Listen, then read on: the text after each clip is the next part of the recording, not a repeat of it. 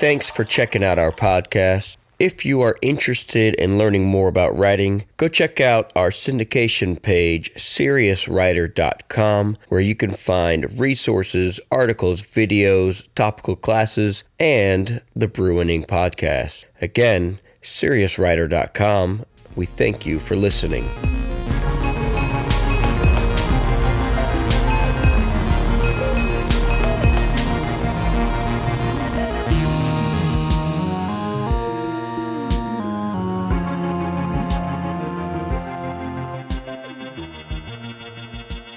Hey, everybody, and welcome, faithful listeners, back to another Brew and Ink podcast.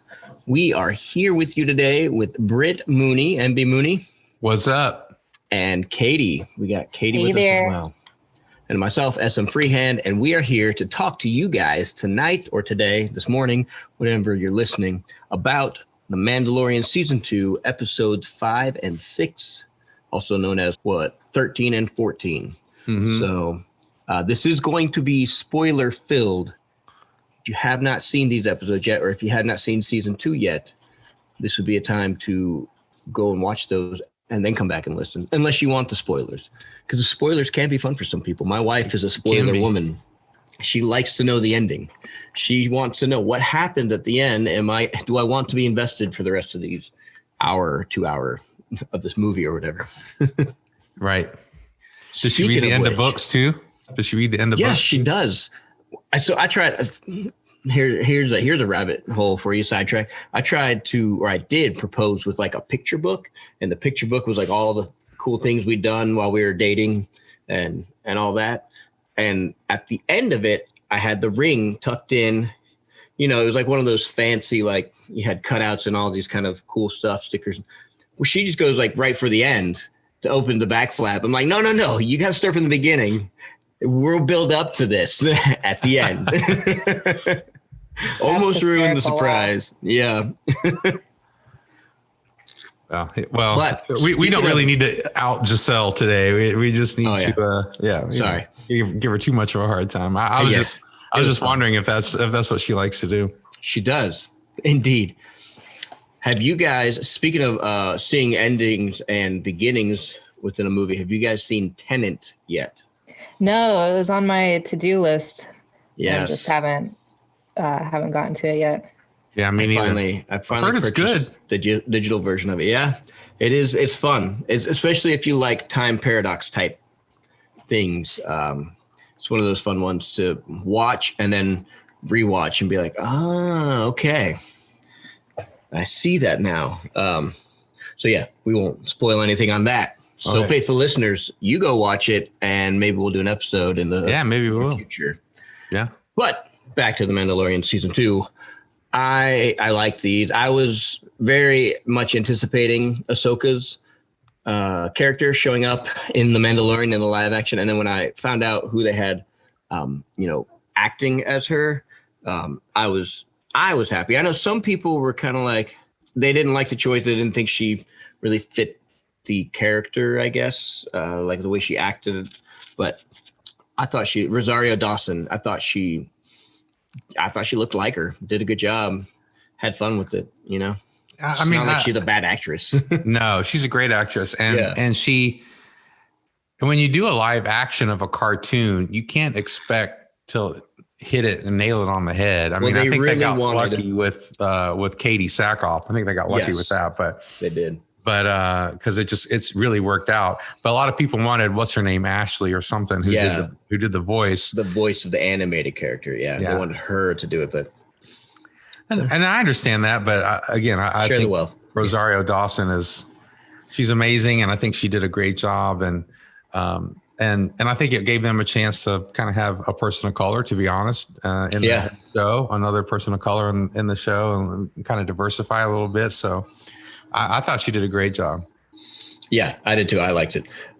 So she shows up like right in the beginning. It's pretty cool scene, dark in the woods, and you can see all these like guys with guns scattering kind of through, hiding, and they're trying to like find something. They're like, she's off the scope. Where is she? And all of a sudden, two lightsabers in the darkness, and then she just starts hacking them all down.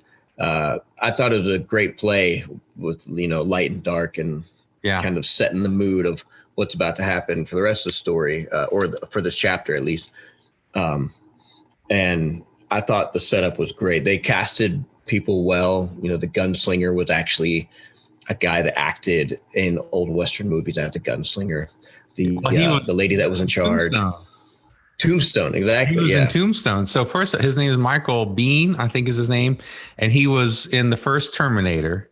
He was Kyle Reese. Oh, he was Kyle Reese, yes. In the first Terminator. And he was in the Alien movies. No, he was in Aliens. He was in the second one. And he was in Tombstone, which he played Johnny Ringo, I think. I'll be your Huckleberry. I'll be a Huckleberry. So yeah, I mean, what great casting, and then the what's her name, the magistrate? What was her name? She I forget. That's Bruce Lee's daughter. Yes. And so so she comes in and gets to do this cool kind of martial arts scene with Ahsoka. Yes. Beskar spear. With the Beskar spear. Yeah. Yeah. So, I was looking forward to this.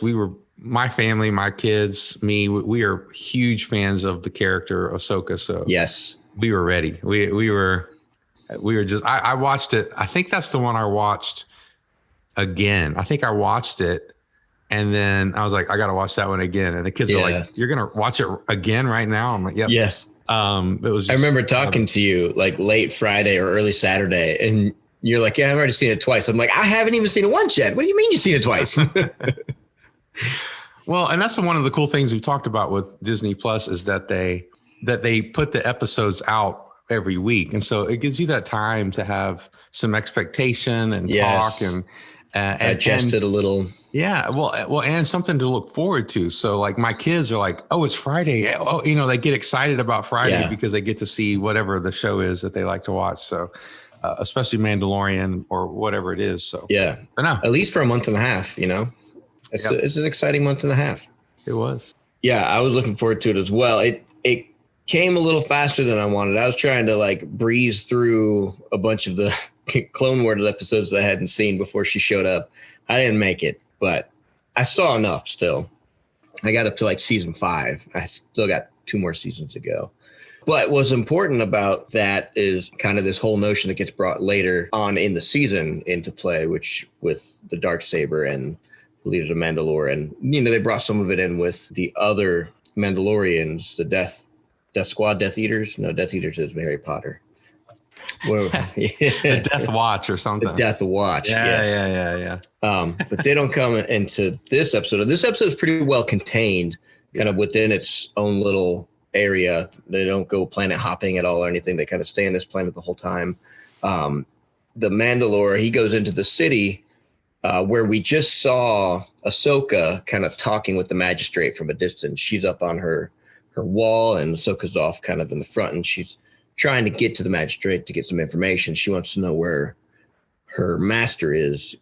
Grand Admiral Thrawn, I believe is who she's searching for. And we don't know that till the end, but that's who she's working for. Yeah. And so it kind of sets that up there. You're like, okay, she wants to get in, but they're kind of fortified. And they set up that there's innocent people on the inside, which gets revealed they're being tortured. So of course, Ahsoka's going to go in and try and rescue them.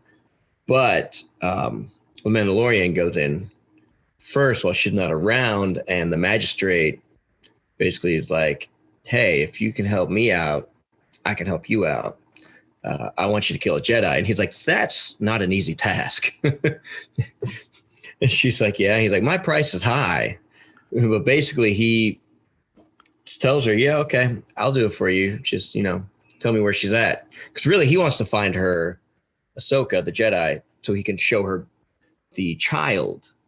Because he's like, the only lead he has is, I need to find a Jedi. And this is the only one he knows of. So he's like, okay, whatever I can do to get in front of this Jedi.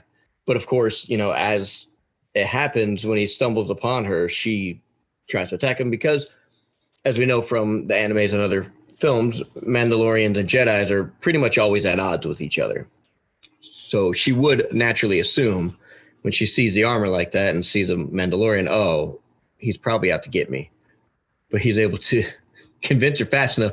I mean, he had to block it a couple of times, the lightsaber with his Beskar. If he didn't have the Beskar, he would not have made it out of that confrontation. Yeah, that's the first time in live action that we've seen the Beskar work against a lightsaber. Nice. And that was kind of in the what they call the legends. It's not canon now, whatever. But in the legends, that's one of the reasons the Mandalorians developed Beskar was to fight the Jedi, because it would work against the lightsabers. And so for those old geek fans like me, or like we finally got to see that in a live action thing. And also the just the whole setup, it was just cool. The planet's cool. I don't know if Katie wants to talk about it. I know she liked the look of the planet and everything. It was just really cool. Yeah, the planet was really cool. It's different than any of the others that we've seen before, just being this kind of dead space. It really emphasizes the industry and the destruction that these people have brought to it. They worked it really well as a set piece. It's like everything in the show so far, it looks very lived in. And I always appreciate that. You might not have extras everywhere filling out the population, but the look and feel is used. Yeah. I dig it.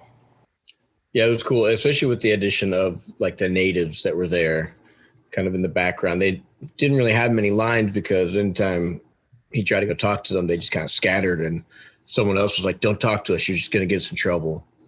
But it made it more believable. Like you said, looked lived in, it looked like people actually had their little houses and were trying to live their life in the midst of this like lockdown of the Empire. Yeah. And I think it's cool. Like Katie was saying, it's like, it's not just another jungle planet, or it's not just another forest planet, or a desert planet, or planet, or a snow planet. Like they kind of did something different where in order to tell the story, they made it gave it a different look. And I think that was cool. But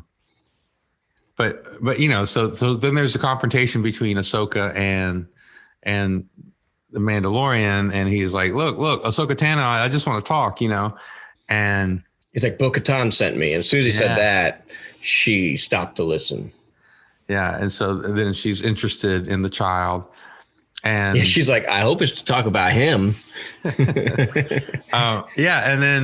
And so finally this is kind of what we've been leading up to, part of what we've been leading up to the whole season. Who is this child? Who's the child? Well, it's been what we've been leading up to since the first episode in the first season, but especially this season, we got to find a Jedi, kind of a Jedi. And kind of a Jedi. Well, she's not technically a Jedi anymore. Oh, okay. Gotcha. So that's something that happens in the Clone Wars. Yeah. In the later seasons, is that because she kind of disagrees with some things that are going on in the Jedi Order. Because of this being corrupted by Palpatine and all that kind of stuff. So she steps away from being an official Jedi. She goes Ronin. She kind of goes Ronin. And so there's that whole storyline in the Clone Wars. And if you haven't seen especially the last season of Clone Wars, the one that they just put out last year or whatever, very, very good. And most of it is centered around her and leading up to it leads up to the the Revenge of the Sith or the end of the Revenge of the Sith stuff and all of that stuff that was going on. Gotcha. So it's kind of all interspersed there. So anyway, so there's just a lot of those hints in there. And then obviously it's because Dave Filoni is directing this episode and he's all involved. Right. And this is his character. He knows her inside and out. He and George Lucas created her together. And so I don't know if you watched I think there's one gallery episode, the documentary so far this season. And they talk about that a little bit. They're making jokes because they're doing stuff. They're doing stuff when they're filming, and they're like, "Hey, maybe the lightsaber should look like this." And Dave Filoni does not think it's funny because they messing with him like maybe it should be really long. He's like, "Nope." Like he was really serious about what it should look like. So yeah, I kept waiting for her to do the reverse grip and start fighting reverse grip with the double sabers. Yeah, and they did not disappoint. They had it in there a couple of times. And and so when she starts talking to Baby Yoda, just through the Force, she can like pick up his name and she can do all this stuff. So we finally get some background on Baby Yoda. We finally get some background. We get a name, and we get some key pieces of information. Right. She kind of tells him what he's feeling, and the name, at first it kind of threw me off, but then it began to grow, and then it grew on me.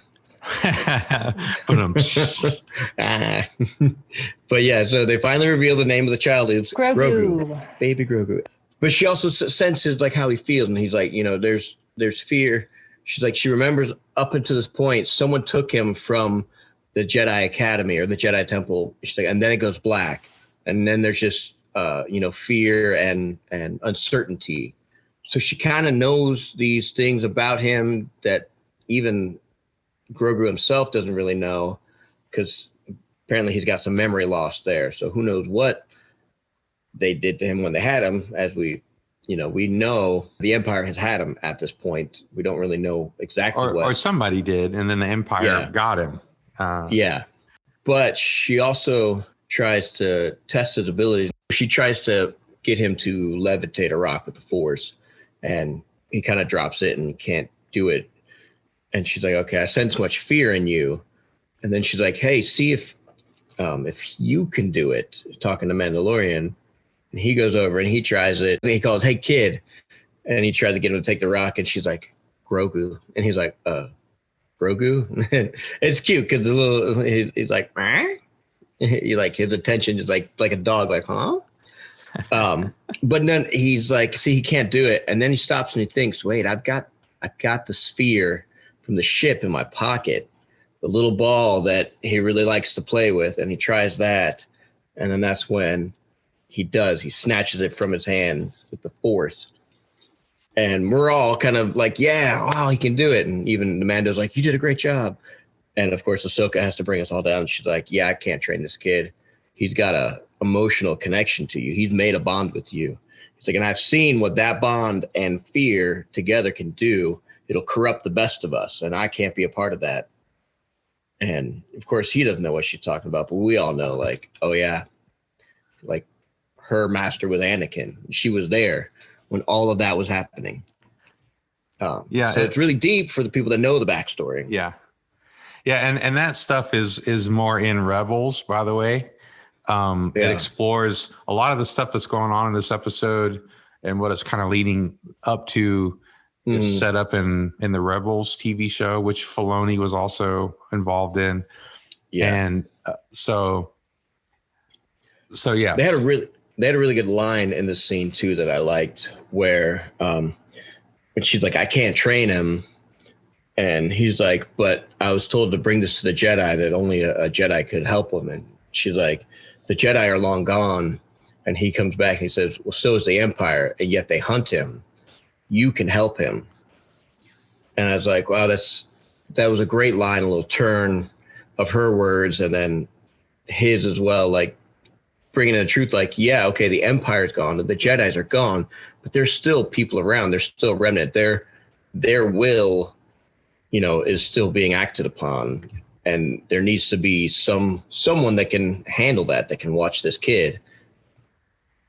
Not that the Mandalorian has really done a bad job up to this point, but it's put him through a lot, that's for sure. But he can't train him. He knows, I don't know anything about the Force, and this kid definitely needs training on that.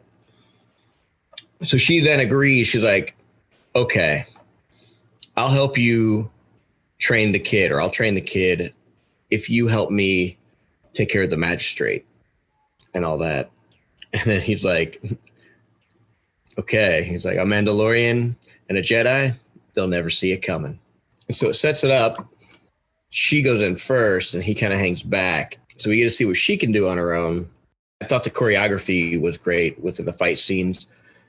She had to start off by having to take on like 3 people at once. The gunslinger and then 2 kind of like assassin droids. I wasn't really familiar with them, but they were pretty cool, pretty acrobatic. They could like jump up onto buildings and whatnot. Of course, they had blasters, but she makes her way through them to the magistrate. And as they're trying to follow her, Mando shows up to kind of block the pathway of the gunslinger that wants to follow after him. And what was that character's name? Do you remember that? I don't know that he had a name. I think it was just, maybe he did. I don't remember. I don't remember either. But he, well, it was cool because when she shows up and she throws down one of the shoulder plates. Oh, right. From his armor, which is cool because then when Mandalorian does show up, then he's got one of Boba Fett's shoulder plates. Okay. That he had used some of Boba Fett's armor. Boba's armor. I did not notice that. Yeah, so all the times I've watched it. So it was just it's cool Star Wars action where it's kind of a mix of like old samurai movies. Like there was definitely that sort of feel of those old samurai movies, along with kind of the old Western. Especially with the showdown there at the end. Yeah. And it just shows just how much of a bad guy Mandalorian is, in the sense of like, he's just so tough and right and skilled. Like this guy's trying to like deceive him, like, oh, I think we can just live and we don't have to fight. And then he tries to like, quick draw on him. Yeah. He like puts down his rifle and he's like, your side won. And then try to draw. And nope, ain't happening. Mando definitely drew faster than him. And even if he had shot, where was he going to shoot him? Yeah, I know, right? But the fight scene with the magistrate, Isbeth, and Ahsoka is pretty cool because she's fighting with the Beskar spear and Ahsoka's got the 2 lightsabers going. And as they're fighting, they keep cutting back and forth between the 2 conversations with, Mando and the gunslinger, and then back and forth. And you're like kind of following the battle from their perspective just by the sound alone of like what you can hear. And at one point he's like, oh, sounds like, your side won because you heard the spear clatter to the side. But I thought it was really well choreographed, and the fight scenes were fun. And it, there was enough pacing to this episode to keep the story going and keep you engaged and keep the action going. And of course, at the very end, I forgot all about that droid that had climbed up onto the roof and everything. Like, you're like, oh, thank you for saving us. And they're like, oh no, look out. And Mando just turns and in one shot, just right in the head of that droid, and it falls down. You're like, oh, I forgot about him. Yeah. What were some things you liked about the episode, Katie? The fight between Ahsoka and the Spear Lady was sick. Honestly, just seeing Grogu's reaction to Mando saying his name was just so endearing. Yeah, those are really the 2 standout moments. The fight was really beautiful. And it contrasted really nicely to Mando's fight with the gunslinger, the androids and the gunslinger. This gruff showdown duel kind of thing versus a sleek martial arts style, the fancy stuff. And again, just with the set design, with that interior area where the Spirit Lady was, it showed how much of a contrast there was between her and the people that she was over, that distance. And even though it was beautiful, it wasn't a nice place to be. It showed some of her character in that. I had basically 2 problems with the episode. I mean, like I said, I watched it all over again immediately after I watched it. Yeah. So I loved the episode, but I kind of didn't like the whole thing of I know now that we know the end of the series, we know why they're kind of trying to set this up, but it seemed a little cliche for Star Wars. It was like, I can't train him, but you can go to this temple and on this other planet that no one's heard of. And it's kind of another side quest kind of thing. And it's been happening a lot in this season where, we're just going to hang out on, this planet Navarro for a while. And why don't you have a side quest? And so that I can't do it, but I know someone that can. Right. And so it's just kind of, and that was it. And I get why, especially as you see the end of the season, but I just hope that we would see more Ahsoka. I hope that she would be around a little bit more. Yeah, I did too. And I was a little disappointed that it was like a solo episode. Yeah, and then the whole dropping of the Thrawn name at the end was huge because, again, for most people who don't know much about Star Wars, maybe you did, it was kind of whatever. It was interesting, but if you knew Rebels. So basically, the main character of Rebels, he disappears, and at the end of that show, Ahsoka goes off to try to find him, and he's a Jedi, and so that's why some people were wondering if he was going to be the Jedi or whatever. So all that to say is that, there were a lot of those little things in the episode that were cool, but I also didn't like that. We don't know what happened to the magistrate. Like, did they arrest her? Did they execute her? Oh, right. Did they? No, she got the information, and I guess she doesn't even say if she got the information. It just like True. She asked the question, and then next thing you know, the gunslinger's dead. Lang was his name, by the way. I looked it up. So Lang was his name, and gunslinging was his game. No, but he was anyway. So I thought they could have given us a little more information, like, she's arrested and we've got her, and we'll get the information. It's some little comment or something about what happened to the magistrate. I like that guy, they kind of brought him in as the new magistrate, guy that Mandalorian was trying to talk to in the beginning. And there were some little hints that he actually was kind of a leader, even though it was kind of an underground thing. So anyway, so there are a lot of things I liked about it, but just those two things at the end, I was like, really? Seriously? Another side quest?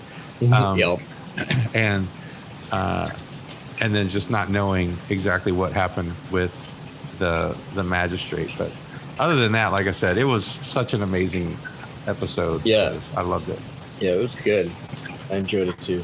Before we get into the next episode, Britt, has Micah been playing Fortnite?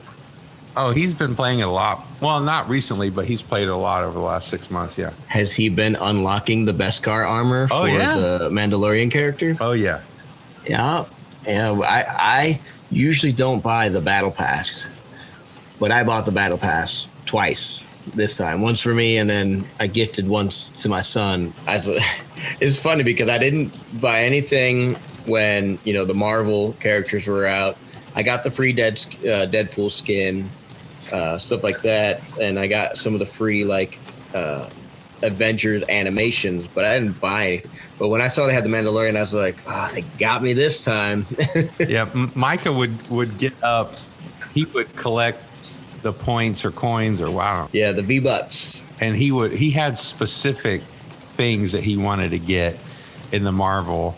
He wanted to get Venom. Venom was a big one that he wanted to get. Oh, cool. But he did Thor, and he did some of the free ones that came with it in the beginning. Mm-hmm. He's really into that. He saved up to get the Mandalorian parts of it that he wanted. Yeah. So it's been fun. I thought it's cool. It's all about the skins and the dances. Skin to win. Yep. That's what they say at Epic. They're like, skin to win.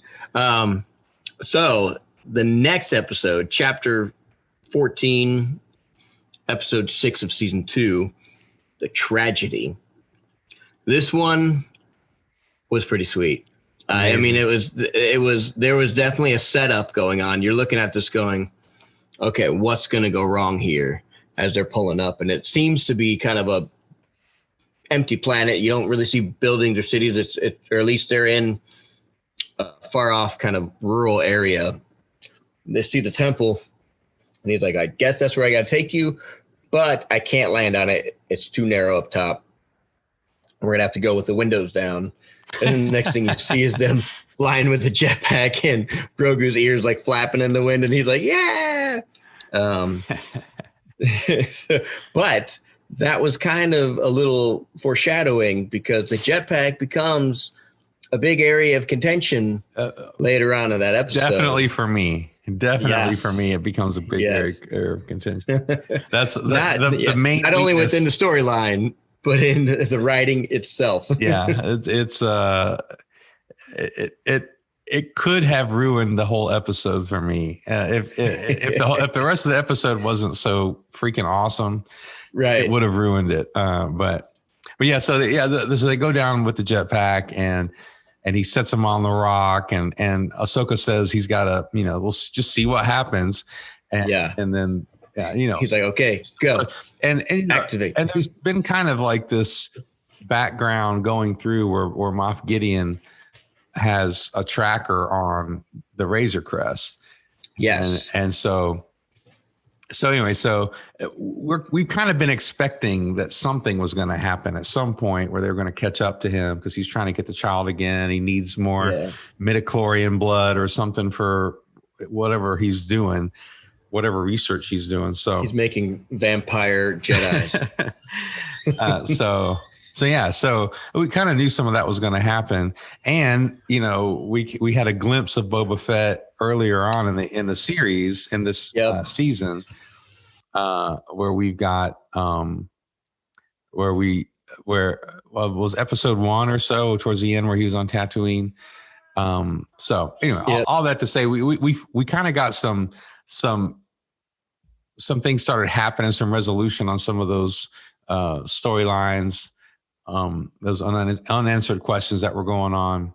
We started to get some answers for that. So they set up Boba Fett pretty well, because they first started with the armor, and then even in the first season they showed him, his feet. We didn't know it was him, and so as he's setting the kid on the stone and he thinks it's not working, he turns back around. And there's this other ship approaching, and we all know that's the Slave One, like watching that come down. Mando's like, we got to go. And he turns around to try and grab Grogu. Bzzz. And as that force shield activates, Mando gets pushed back pretty good. He can't get through to get the kid. And he's like, okay, we'll try and buy you some time. Obviously, the fans know that the Slave 2, that's Boba Fett, and we're freaking out.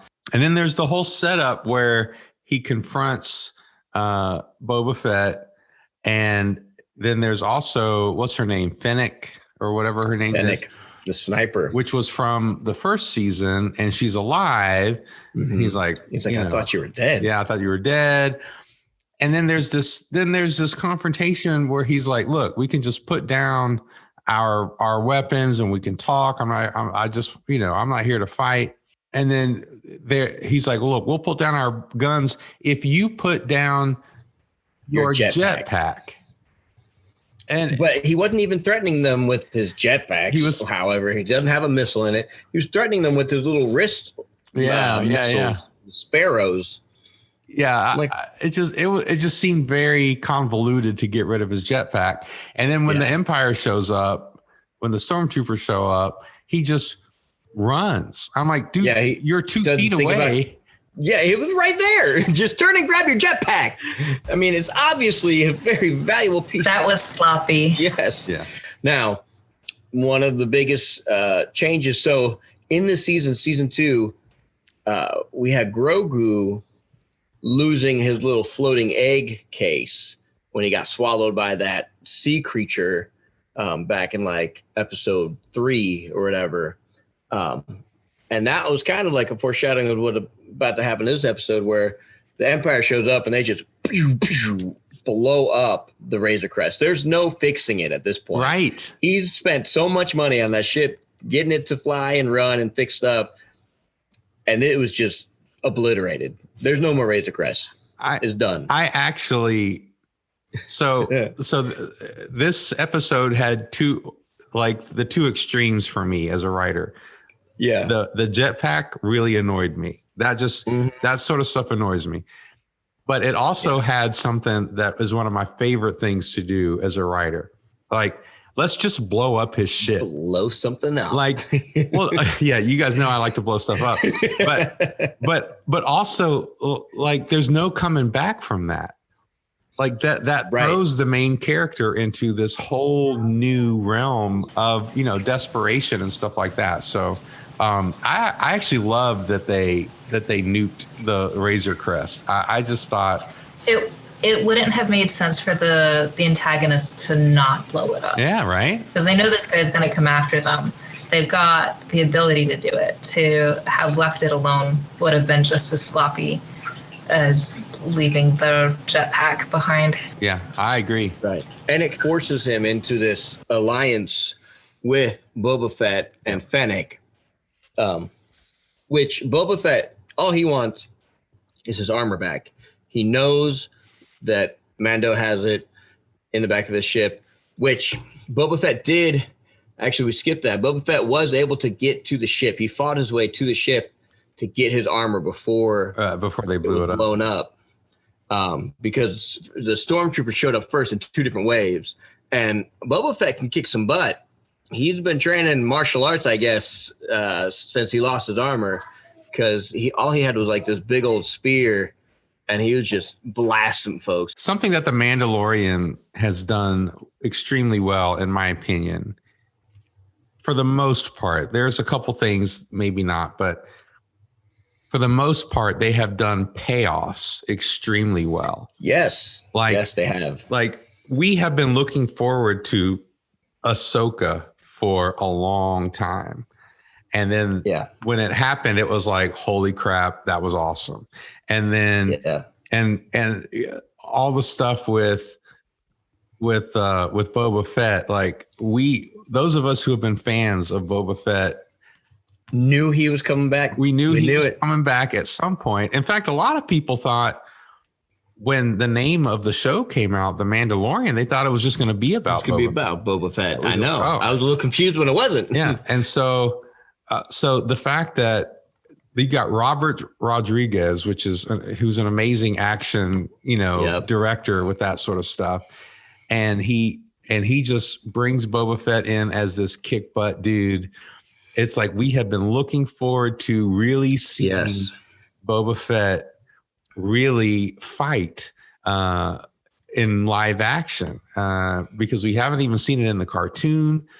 We haven't seen it in even in the movies. The movies had the limitations of special effects, and there's only so much they could do. And so, you don't get to see what we would imagine is the full capability of a one-man army like Boba Fett. And we've seen it with The Mandalorian, but now we get to see it with Boba Fett. Yes. Who's another 20 years older or whatever. He's got all that experience under him. And so I love the scars that they put on Boba Fett. Like he'd been in the Sarlacc pit and for who knows how long. Yeah. But. So just a lot of that stuff was just a great payoff. And so they just did a really good job. Now, is he the guy that did the voice for the clones in the Clone Wars? No. Well, he might have done the voice for the clones, but he played Jango and the clones in the prequels. Yeah. In the prequels. They mentioned it, they're like, oh, I'd recognize that voice anywhere, you clone. Something like that. Yeah. This was good when they were fighting off the stormtroopers and they're trying to fly away in their ships. And he bends over and locks in with his missile. Like everyone always wondered, what is that little antenna for in his helmet? So you get to see it fold down and he shoots the rocket. It hits one ship and that ship then collides into the second one. And Mando's like, nice shot. And he's like, I was aiming for the other one. Yeah, but it was cool. Boba Fett was so cool. Yes. And it really surprised me at how planned out his introduction was, to have little sneak peeks of him back in season 1, and then to see that payout. Yes. And bringing in the sniper rifle lady too, because she was from season 1 also. That was really cool. But to see him, like, he's not built like an action hero. You know, he's got some weight on him. He's been out of the loop for a while, but he's still tough and capable and looks his age, but has that wisdom and experience to help him. Yeah, that can-do ability. Yeah, he's a good foil, I think. Yeah, I even think, you know, the armor looked great on him. It was cool to see it kind of all dinged up and scuffed up and just iconic, you know. It's the armor that everyone grew up knowing as a Mandalorian's armor. Yeah. And so the fact that it was so beat up, I mean, it already was in that first episode, but it just, they cleaned it up later on in the series, like the next episode or two. Yep. But something that was cool in the gallery, the documentary, was, so I forget the name of the actor who plays Boba Fett and was Jango Fett and the clones, but he's from like Hawaii or whatever. He's like a Pacific Islander or something. Mm-hmm. And so he's got that sort of background. And so they incorporated that. Well, maybe it's New Zealand. What is it? The country is like, I think it's New Zealand. And it's like the indigenous people there have this like fight kind of intimidating thing that they do. It's New Zealand with the Maori. Yeah. The haka dance. Yeah, the haka dance. And so haka dance. They incorporated elements of that into his fight scene because that's the actor's background. And so they came up with this like whole fighting style based on that dance and that culture, which what made it look even more different, right?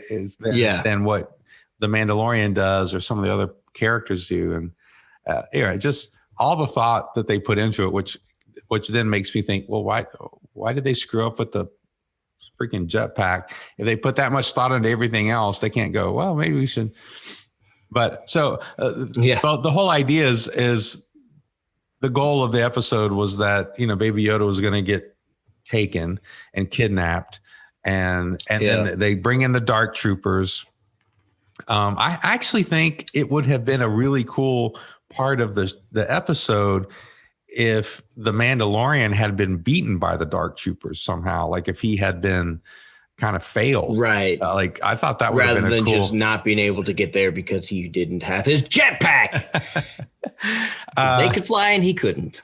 So so all of that, and again, we already talked about the fact that the Razor Crest being destroyed means now he's stranded until Boba Fett and Fennec were like, look, we made a deal with you that we're going to help, that in exchange for getting the armor back, we'll help you with the kid. Because they promised they would keep the kid safe, right, or whatever. Yeah. And so they're like, well, kid's not safe, so we're in debt to you. Yeah. Which again, it sets up a nice interaction or whatever. Like it's a setup. It's a cool setup for the Mandalorian to be placed in relationship with somebody he probably doesn't want to be. Like he probably doesn't want to. And then we got a little background information on Boba Fett as well, where he's like, you know, you're not a Mandalorian. You know, Mando was trying to tell Boba Fett, you're not a real Mandalorian. Yeah. And then, but his kind of his ancestry or something was in his the data armor. DNA. Was, embedded in the armor. I just thought that was kind of a cool thing. And he's like, you see that was my father's armor, which he won.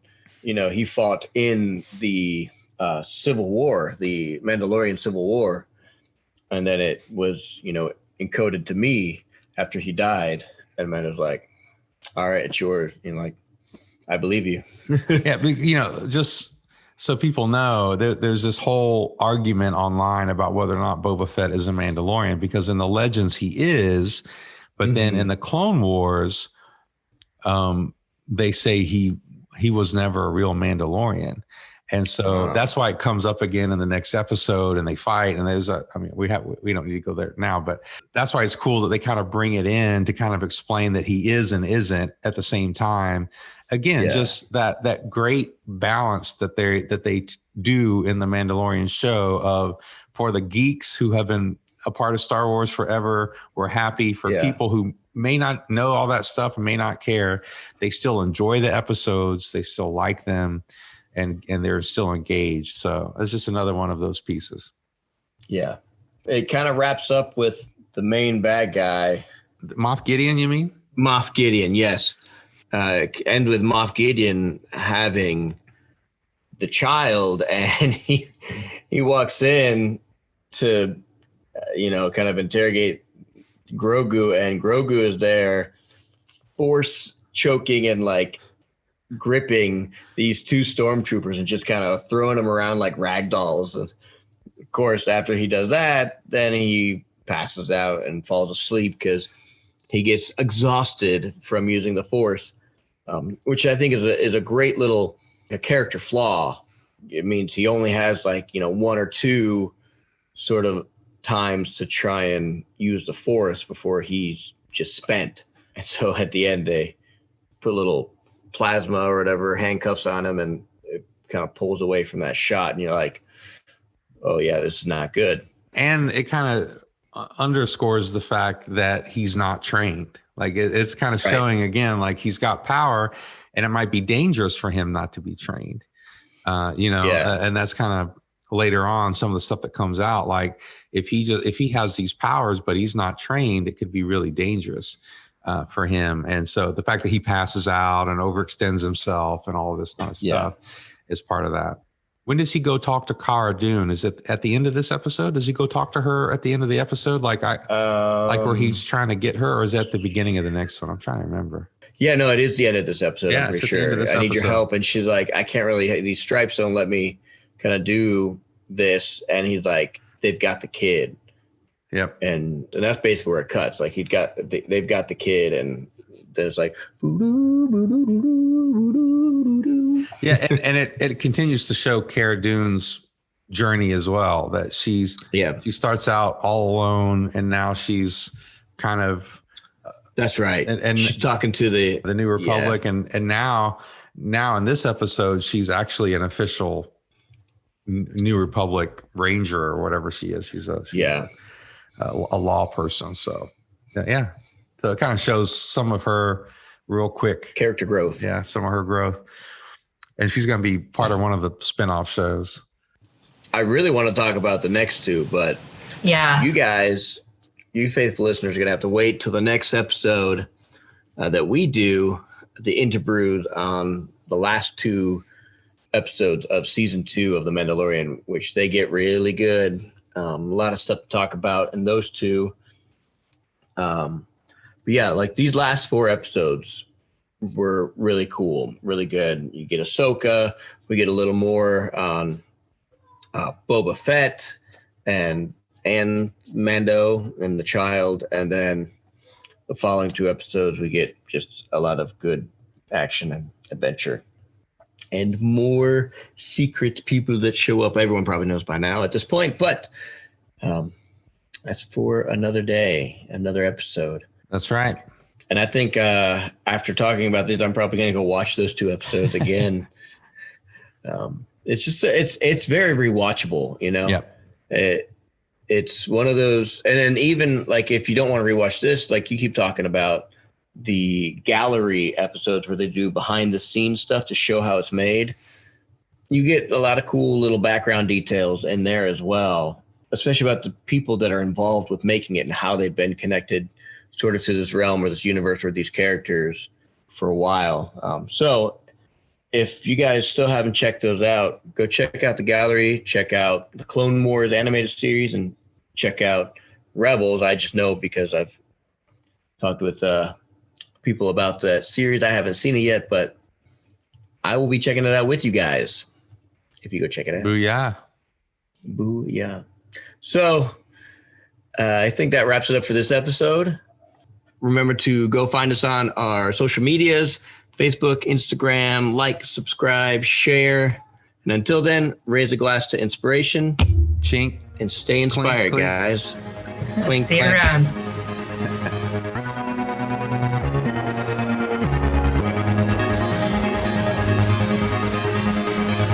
Did we lose her again? I don't know. I saw like there was audio coming. It looked like, her screen went yellow, like it was picking up audio, but maybe that was her phone disconnecting or something. Was she on her phone? Thank you. Oh, I don't know. Maybe computer, internet. She's trying to get back on. Hey. Hello? Hello. This is so obnoxious. Like it was just working. Gosh.